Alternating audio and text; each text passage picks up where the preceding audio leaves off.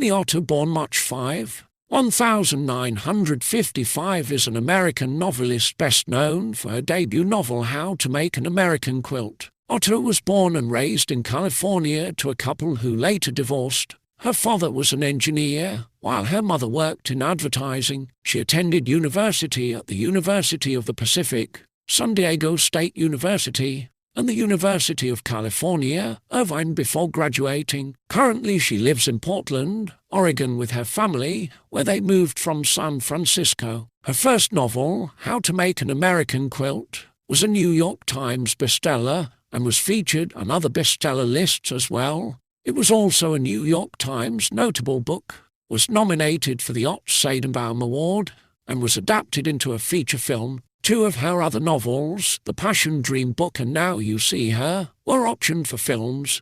The first was nominated for an Oregon Book Award, while the latter was a Los Angeles Times bestseller. Her works have been published in 14 languages. Otto's writing has also been anthologized.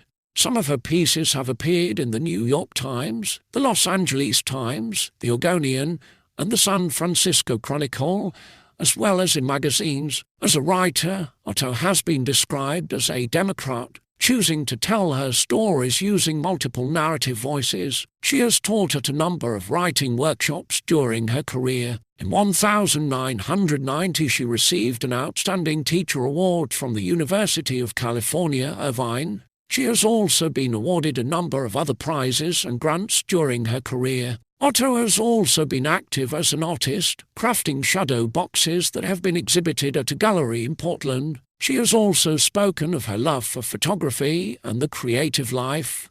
Though not a photographer herself, she based her most recent novel on the stories of a number of prominent women photographers whose lives she fictionalized.